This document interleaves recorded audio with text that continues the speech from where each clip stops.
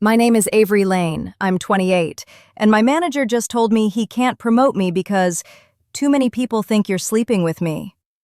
He said it quietly, in a glass-walled conference room where everyone could pretend not to stare.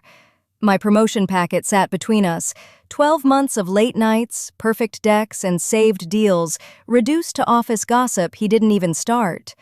Fluorescent lights buzzed above us. My coffee had gone cold hours ago. "It's not about your work," he said. "It's perception." At that moment, I realized the rumor wasn't an accident. Someone in that office wanted me ruined, and they'd been planning this for months. Before I go any further, tell me where you're watching from. And hit like and subscribe if you've ever had a jealous coworker, a toxic boss, or been blamed for something you didn't do at work. I read every comment, and you'd be surprised how many office stories sound exactly like mine. If any part of this already feels familiar, stay with me, because what happened next changed everything. When I joined Northbridge Analytics, I told myself I wasn't going to repeat old patterns. No more overworking to earn basic respect. No more pretending I didn't hear comments that cut too close. No more staying late because I felt replaceable. This job was supposed to be different. My first morning, I stood in the lobby with a paper visitor sticker on my chest, clutching a corporate welcome folder like it was body armor. Glass doors slid open and closed behind me, letting in polished shoes, tailored coats, the faint chatter of people who already understood the rules of this place. Then I saw him. Logan Pierce walked toward me with the calm confidence of someone who made big decisions before his second cup of coffee. Director of Strategy. Navy blazer, wedding ring, a quiet intensity behind his eyes. He held out his hand. "Avery Lane?" "Yes." "Good," he said, smiling. "I hate guessing." I laughed out of instinct. He didn't. He was studying me the way he studied dashboards and client briefs, quietly, carefully, as if he was already calculating something.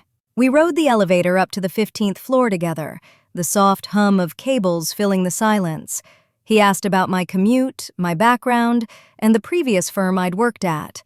I gave him the polished version. I didn't tell him the messy parts, the gaslighting manager, the constant credit stealing, the boyfriend who used my analysis to get himself promoted. When the elevator doors opened, the reality of the floor hit me in a wave. Cold, fluorescent lighting, rows of cubicles, double monitors glowing like portals into other people's stress. The smell of burnt coffee and microwaved leftovers. A printer whining in the background. "This place pretends to be casual," Logan said, leading me past clusters of desks. "It's not. People watch everything. They listen even harder." He wasn't warning me. He was preparing me. My desk was tucked near the window. 2 monitors, a small plant left behind by the previous employee, and a drawer that stuck when you tried to close it fully. I started logging into systems, answering HR emails, pretending to know how to navigate the intranet. By the afternoon, I was exhausted from smiling. That was when Logan stopped by. "How's day 1? "Overwhelming, but good overwhelming, I think." He nodded toward my screen. "You'll find your rhythm. And if you don't, I'll help you build one." A strange warmth bloomed in my chest. Managers before him had used words like help and support, the same way people use umbrellas in a storm. Closed, decorative, and completely useless. But Logan said it like a promise. The second week was when everything shifted. It was late, 8:30, maybe 9.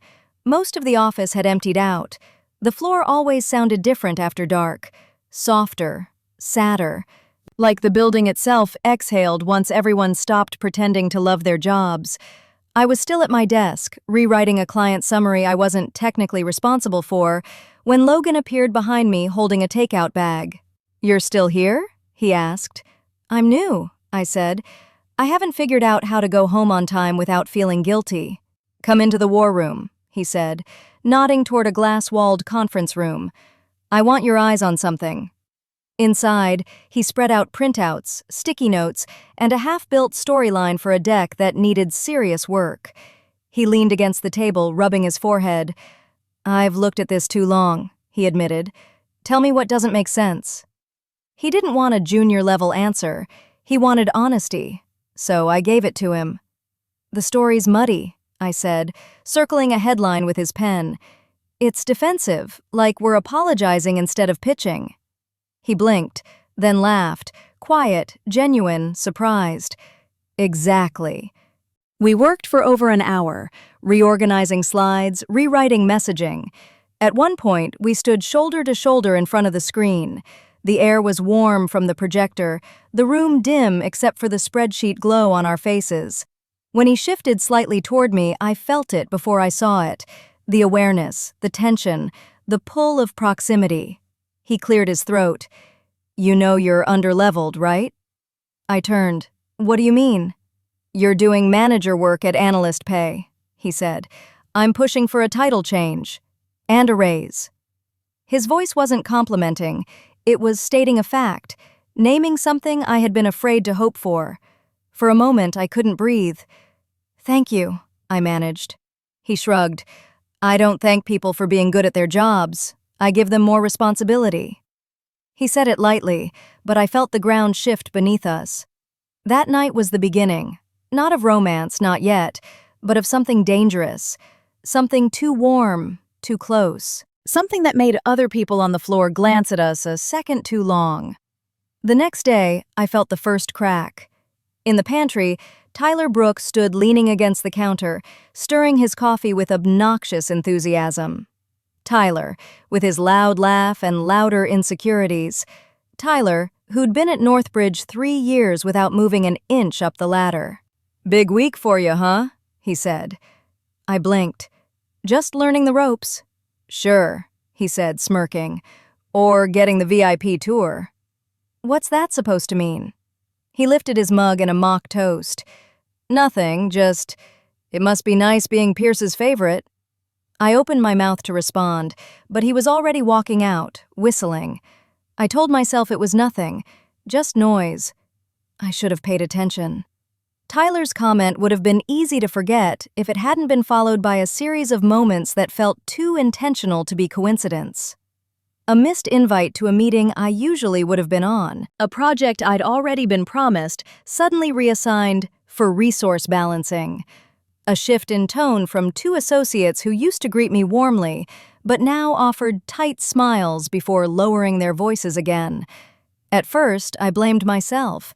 New person syndrome. Imposter syndrome, any syndrome that kept me from acknowledging the truth.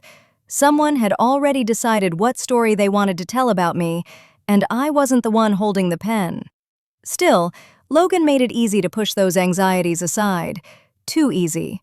He never said anything overt. It was in the smallest things. The way he scanned a room to make sure I'd found my seat in meetings. The way he forwarded articles he thought I'd like with a short message.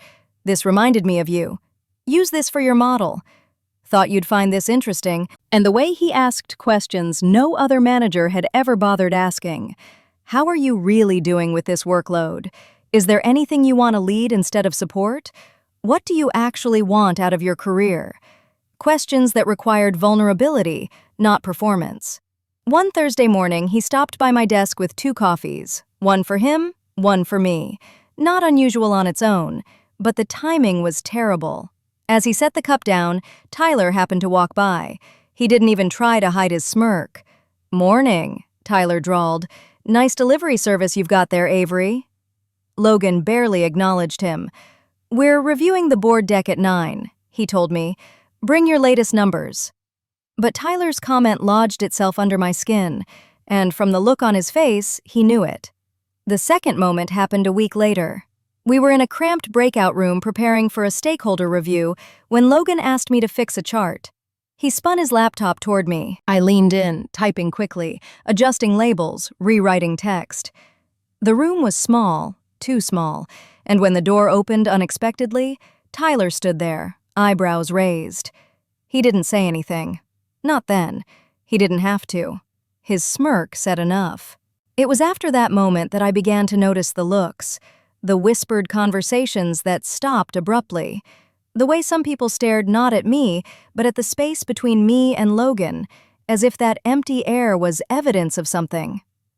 The turning point, though, came on a Sunday evening.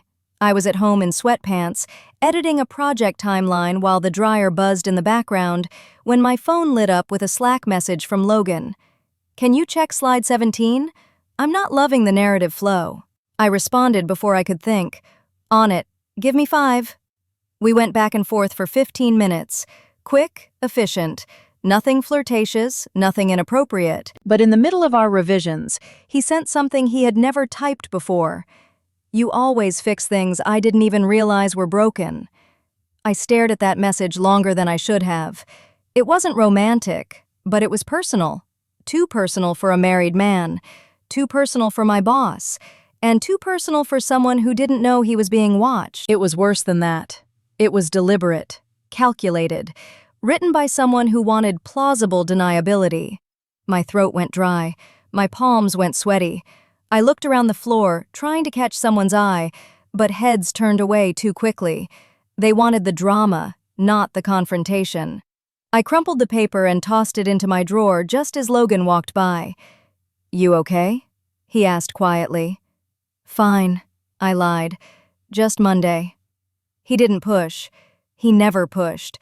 That was both the safest and most dangerous thing about him. Another late night working on the board deck pushed the tension to a breaking point. The office was nearly empty. The glow from the city spilled through the windows, painting everything in cool blues. I was reviewing a financial model when I accidentally brushed my hand against Logan's as he handed me a charger. We both frozen. It was a half second. Nothing more. Nothing happened. But something passed between us. Awareness, fear, want, guilt, all tangled together.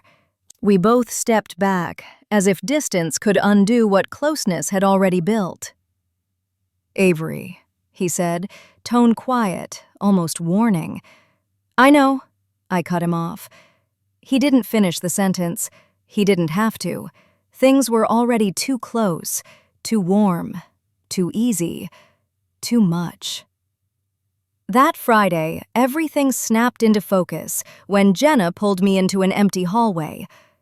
"You need to watch your back," she whispered. "Tyler's been running his mouth. People are saying you're Pierce's, you know." "My what?" I asked, though I already knew. "His favorite, his protege, his more than an analyst." A shaky breath escaped me. "I haven't done anything." Jenna's eyes softened. "You don't have to. Men like Tyler don't need truth. They need ammunition." She hesitated, then added, "And you're not exactly helping your case by looking at Pierce the way you do." I wanted to snap at her. I wanted to deny it. But the worst part was, she wasn't wrong. Feelings don't stay hidden just because you want them to. Not in glass offices filled with reflective walls and reflective people.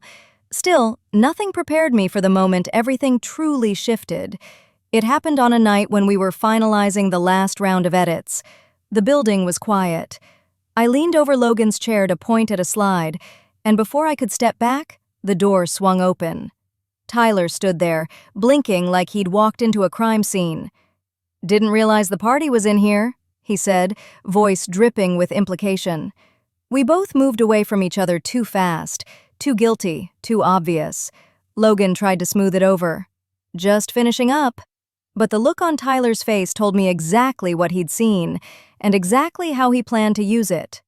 I should have understood, right then, that we were no longer dealing with petty office jealousy. This was the moment the rumor became a weapon. This was the moment someone decided to burn my career down. The Monday after Tyler walked in on us might as well have been a different world. The office looked the same. Same coffee smell, same Slack pings, same soft drone of HVAC. But the air around me felt charged, like someone had plugged the entire floor into a socket and left it humming. People didn't look at me directly. They looked at each other, then at me, then back at their screens. The silence wasn't neutral anymore. It was loaded, observing, collecting. At 10:11 a.m., HR emailed me. The subject line was sterile. "Quick check-in." The meaning was not. I sat frozen, reading the message over and over until the words blurred. Targeted, not random. Concerns, not questions. Boundaries, not performance. Someone, Tyler, had made their move. The hallway to HR felt longer than usual, too bright, too quiet. Inside the small beige office, Melissa looked at me with that polite, almost sympathetic expression HR uses when they've already decided they're not on your side. "We've received some anonymous concerns about your relationship with Director Pierce," she said. "Concerns about perceived favoritism, boundary issues, and the impact this may have on team morale." Team morale. I almost laughed. The irony was too thick. "There is nothing inappropriate happening between me and Director Pierce," I said, my voice steady, even though the pulse in my neck throbbed. Melissa typed, "Have you ever felt uncomfortable with the dynamic?" Uncomfortable? Yes, because of myself, because of feelings I didn't want and didn't ask for, because I was half in love with a man I shouldn't have been thinking about outside of project timelines. But discomfort wasn't harassment, and attraction wasn't misconduct. "No," I said, "he's never crossed a line." She typed again, "Okay, if anything changes, please come to me immediately." Changes, as if whatever was happening wasn't already spiraling. When I stepped outside, Tyler was leaning near the water cooler, chatting with two associates. His eyes flicked to me, and he smirked like we shared an inside joke. We did not. By Wednesday, gossip had become oxygen. I overheard my own name twice in a single trip to the pantry. "She's always in his office.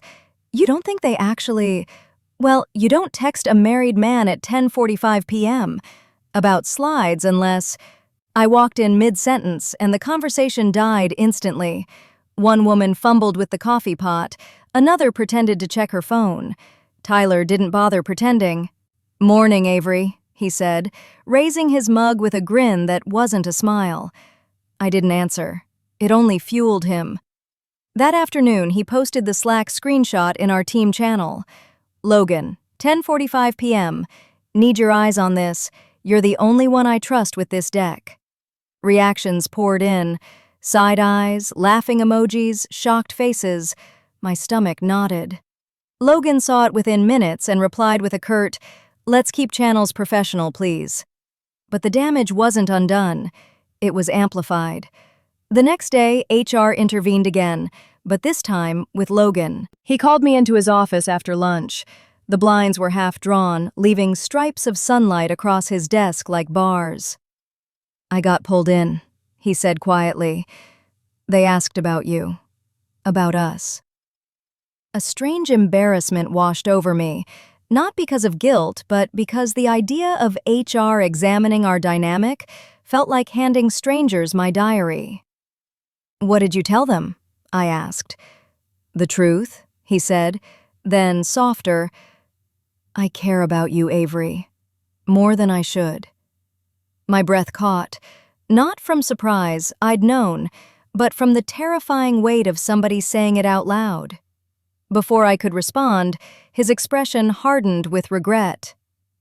"I shouldn't have said that. I shouldn't have put that on you." "You didn't," I whispered, even though he had, even though we both knew the room had shifted permanently. The distance HR requested came next. All one-on-ones had to be in open rooms. No more closed doors, no more late nights, no more optics risk. But work didn't stop, and neither did sabotage. 2 days later, it happened again, this time in the form of a broken deck. We submitted a Q3 summary to the CFO. Everything was triple-checked, perfect. Then, the next morning, an email arrived. "I'm seeing mismatched totals on slide 14. Please fix it immediately." Logan forwarded it to me with a question mark. I opened the deck. One number, just one, had been changed. Enough to make it look sloppy, enough to cast doubt, enough to embarrass my manager. I opened the file history. My upload, 11:42 p.m. Next edit, 7:13 a.m. Not me, not Logan. Only one person had access besides us. I stared across the floor at Tyler, who was laughing at something on his phone, completely unaffected by the chaos he'd left behind. Anger simmered in me, hot, clean, and unfamiliar. Still, I kept working. Still, I kept quiet. But the ecosystem around me was changing. I wasn't invited to lunch anymore. My name disappeared from meeting invites I should have been on. People spoke around me, not to me. Even in group settings, I felt the separation, a perimeter drawn around me that no one dared cross. It was astonishing how quickly isolation could become policy. The final blow before everything snapped was subtle but cruel. During a project allocation meeting, we debated who should lead a major client presentation. I'd built the analysis. I'd written the deck. It was mine. But Tyler leaned back in his chair, looked right at the director facilitating the meeting, and said casually, "Maybe someone who isn't emotionally involved with management should take this one." Silence detonated across the room. I felt 20 pairs of eyes flick to me and away just as fast. Logan stiffened beside me but didn't speak. The facilitator stumbled over a half-response, unsure whether to acknowledge the accusation or ignore it. My cheeks burned. My hands trembled under the table. I swallowed the humiliation because what else was I supposed to do? Stand up and scream that I wasn't sleeping with my boss? That I didn't even trust myself around him sometimes? That the worst part wasn't the rumor, but the truth beneath it? Tyler smirked again, satisfied. In that moment, something in me cracked cleanly down the middle. Not defeat, not despair, resolve. If someone was determined to ruin me with lies, I needed to gather the truth, every log, every timestamp, every discrepancy. And I needed to be ready, because the next blow wouldn't be subtle. The next blow would be designed to finish me. The blow that followed came faster than I expected, and far more public. It started with an email, a seemingly harmless one, sent to the entire project team and CC'd to leadership. Subject: clarification needed on missed deadline. Attached was a screenshot of a Slack thread in which someone, Tyler, had asked me for an updated version of a dataset. In the screenshot, it looked like I had never responded. The implication was clear.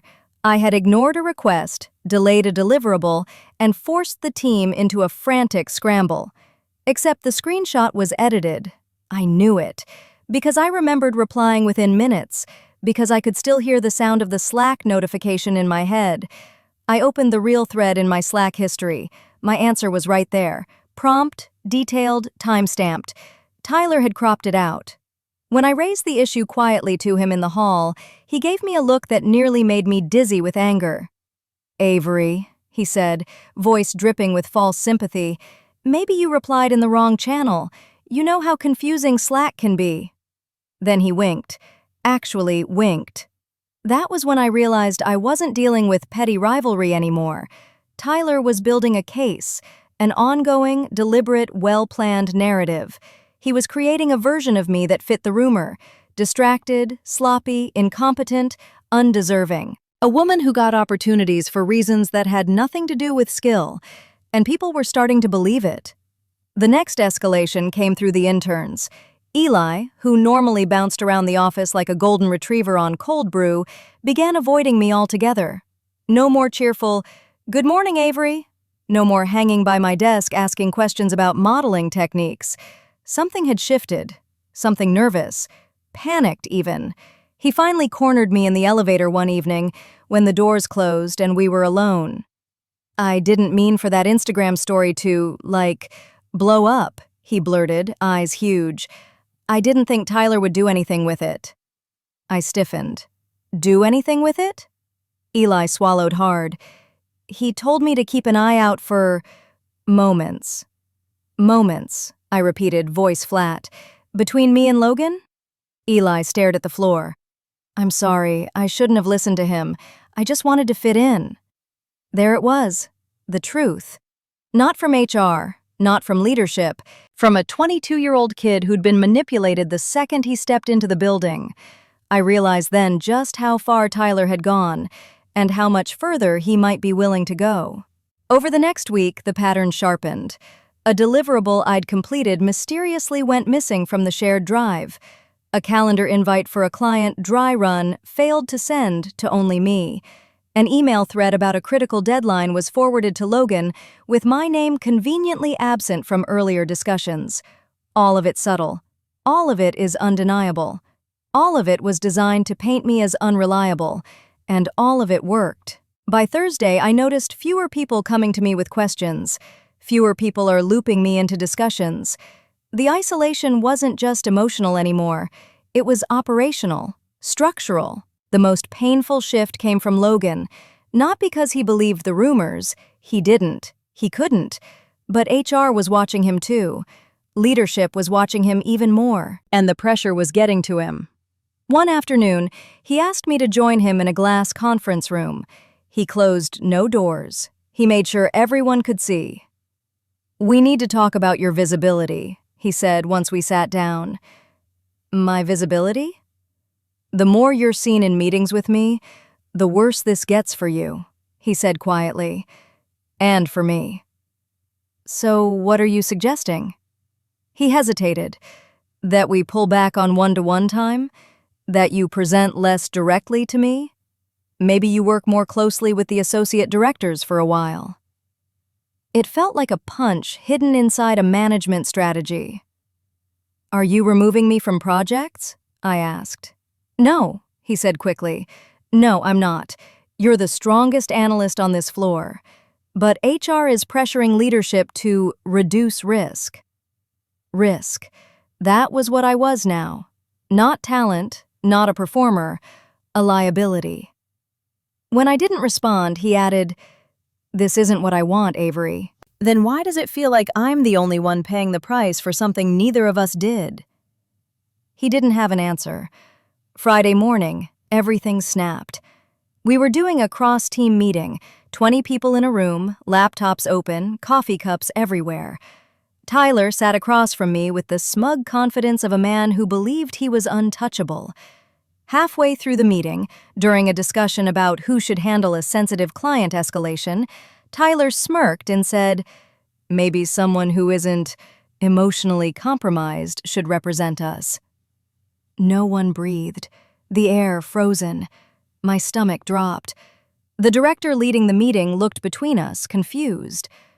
"Tyler, what exactly are you implying?" He shrugged casually, as if he hadn't detonated a bomb in the middle of the room. "I'm just saying, it's risky when work and personal lines get blurry." A few people shifted in their seats. Someone coughed. Everyone understood what he meant. I felt heat crawl up my neck. I heard my pulse in my ears. And then, before Logan could intervene, before I could even form words, Tyler delivered the final cut. "I mean, we've all seen it. It's not exactly subtle." The director cleared her throat, clearly uncomfortable. "Let's stay professional, please." But the damage had already been done. The accusation hung in the air, burned into every person's memory. My humiliation was complete, public, irreversible. After the meeting, I walked to a quiet corner of the hallway, pressing my hands against the cool glass to steady myself. This wasn't workplace tension anymore. This wasn't jealousy. This wasn't rumor. It was a targeted campaign, an elimination strategy. Tyler wasn't satisfied with ruining my reputation. He wanted the company to remove me entirely. And if I didn't fight back soon, he might succeed. That was the moment something inside me hardened, not into anger, not into fear, but into clarity. If they wanted a war of perception, I would bring them a war of evidence, and I would not lose. The summons to the investigation meeting came on a Tuesday morning, an Outlook invitation labeled Performance Review Alignment, which fooled no one. Every senior leader was listed, HR, compliance, even the VP of operations, a man I'd spoken to twice in my life. A meeting that big wasn't about alignment. It was about judgment. I walked into the glass-walled conference room with my notebook pressed to my chest like armor. The room was too bright, too cold, too quiet. People avoided looking at me, except Tyler, who met my eyes with the calm satisfaction of someone who thought the ending had already been written. Logan sat at the table already, jaw tight, shoulders rigid. He didn't greet me. He couldn't. HR was watching every breath between us. "Let's begin," Melissa said, folding her hands neatly. Her smile was gentle, pitying, the kind of smile people give you before delivering a blow they expect you not to recover from. She clicked a remote. The projector hummed to life. A slide appeared. Concerns related to perception, boundaries, and professional conduct. My stomach nodded. "We've gathered reports," she said, regarding blurred boundaries between Director Pierce and Senior Analyst Lane.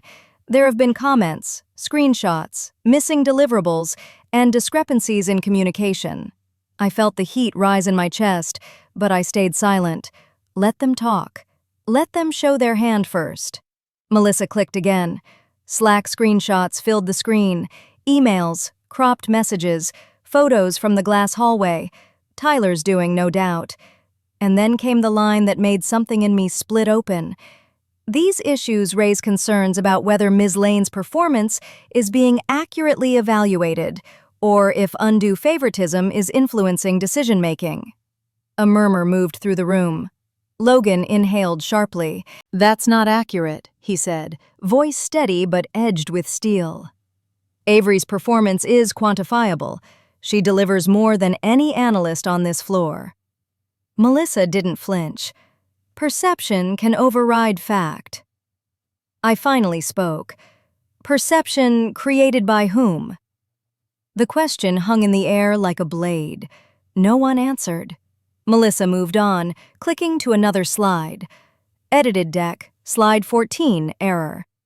My breath caught. There it was, the mismatched number, the one that wasn't mine. "We traced the revision metadata," she said. "It appears the slide was edited at 7:13 a.m. the next day, not by Ms. Lane." A ripple went through the room. Eyes shifted. Tyler's smirk faltered, just slightly. "And the Slack screenshot submitted as evidence," she clicked again, "was also manipulated. The original thread includes a response from Ms. Lane that was cropped out." Another murmur, stronger this time. Tyler's jaw twitched. Melissa continued. "We also interviewed intern Eli Grant. He stated he was encouraged to monitor interactions between Director Pierce and Ms. Lane, and that his Instagram story was used without his consent in internal rumor channels." Now people were staring, openly, sharply, but not at me, at Tyler. His face reddened. "This is ridiculous. You're taking the word of an intern over—" "We also have security footage," Melissa cut in, "showing you entering Ms. Lane's cubicle area early that morning." The room stilled. No one breathed. It was over for him. Everyone knew it. But the meeting wasn't over for me. "Given these findings," Melissa said, "we want to give both of you, Director Pierce and Ms. Lane, the opportunity to comment on the nature of your relationship." All eyes turned toward us. The question HR had been circling for weeks finally laid bare. Before I could speak, Logan did.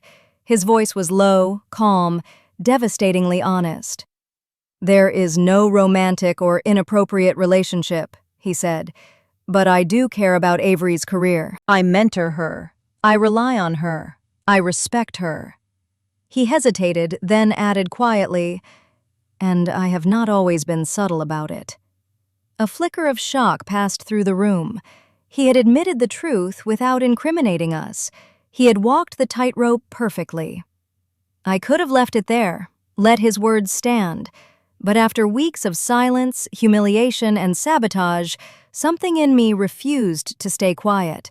I straightened in my chair, feeling every gaze land on me. "I haven't crossed any boundaries," I said. "I haven't received special treatment. My work stands on its own, and the data proves it." I slid a folder onto the table. Inside were logs I'd compiled quietly for weeks, timestamps of deliverables, version histories, workloads, late-night edits, leadership feedback. Every major project this quarter lists my contributions clearly.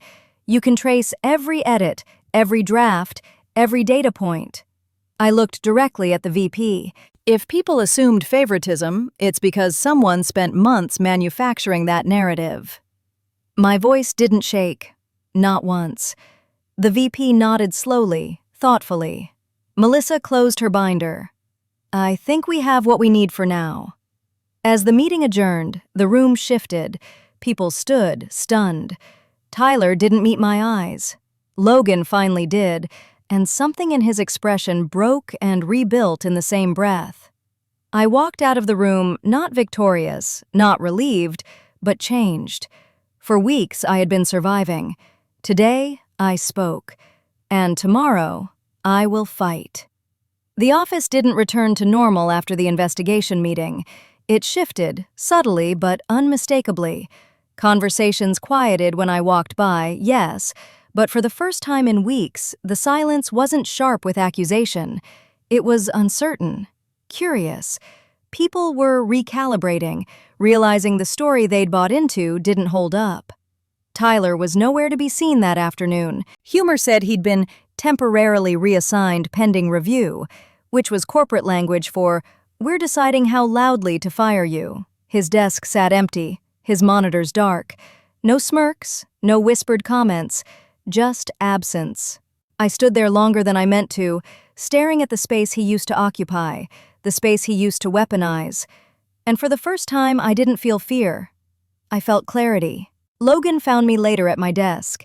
He didn't sit, didn't lean close. He kept a respectful distance, as if honoring a boundary we both understood now. "You handled yourself today," he said quietly. "More than I ever could have asked."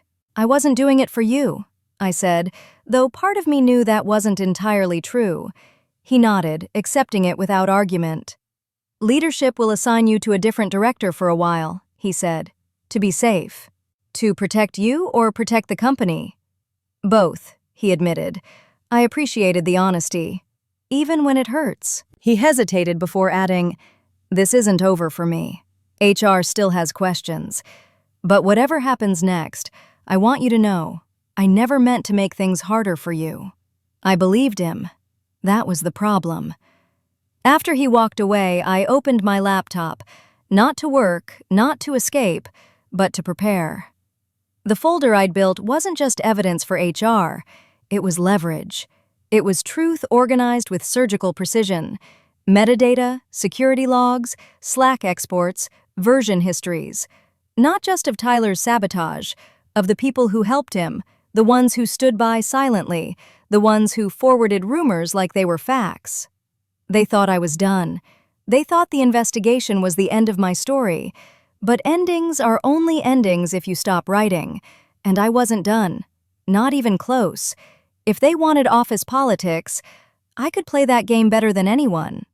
If you've ever been the outsider at your own job, hit like and subscribe. This story isn't finished. Not by a long shot. Offices look polished from the outside, but anyone who's lived inside one knows how quickly ambition turns into sabotage, how rumors become weapons, how silence becomes survival. Share this with someone navigating a toxic workplace, and tell me in the comments what you would have done in my place. I read everything. And if you've got a story of your own, don't hold back. Your experience might be the next one I bring into the light.